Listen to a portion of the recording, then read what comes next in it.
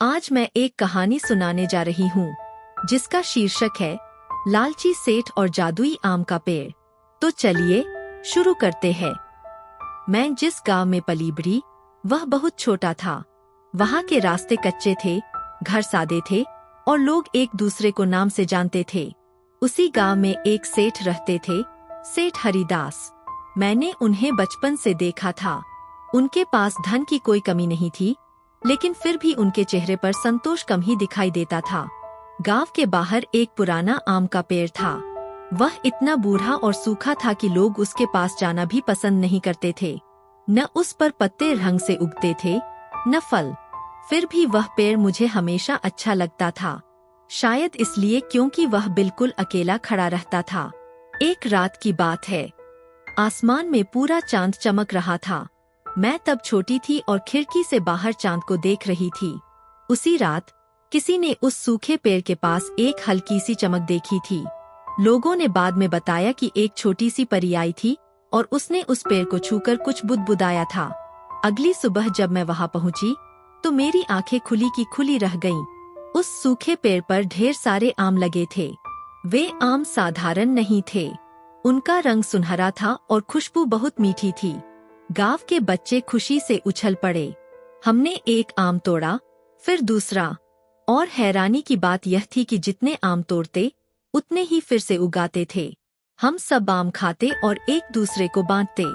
किसी को डर नहीं था कि आम खत्म हो जाएंगे। सबके चेहरे पर खुशी थी।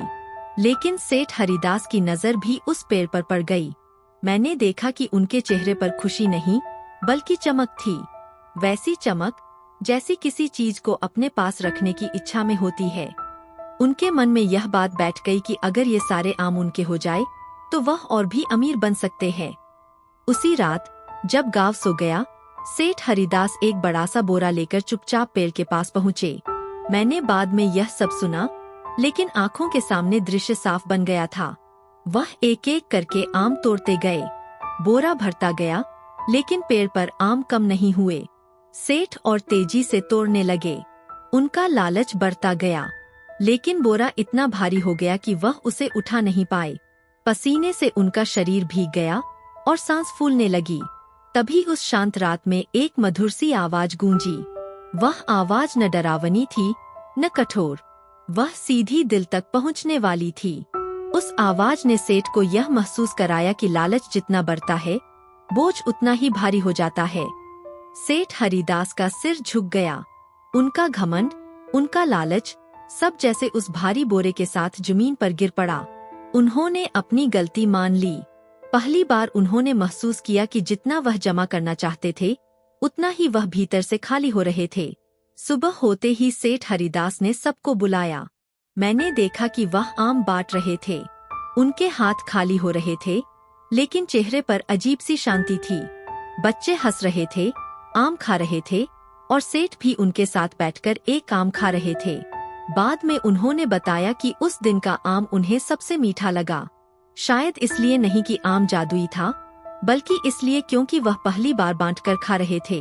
उस दिन के बाद से सेठ हरिदास बदल गए। वह अब भी अमीर थे, लेकिन उनका दिल पहले से कहीं ज्यादा बड़ा हो गया था। गांव के बच्चे अब उनसे डरते नहीं थे, बल्कि उनके पास खुशी से जाते थे। मैं जब भी उस आम के पेड़ को देखती हूँ, मुझे लगता है कि असली जादू आमों में नहीं था। असली जादू उस समझ में था जो सेठ के दिल में आई। और मुझे यह भी लगता है कि अगर हम थोड़ा सा कम चाहें और थोड़ा सा ज्यादा बांटें, तो हर साधारण चीज भी मीठी हो सकती है। कहानी यहीं खत्म होती है, लेकिन उसकी बात आज भी मेरे मन में रहती है। ऐसी ही और कहानियाँ सुनने के लिए लाइक करें, शेयर करें और सब्सक्राइब करें।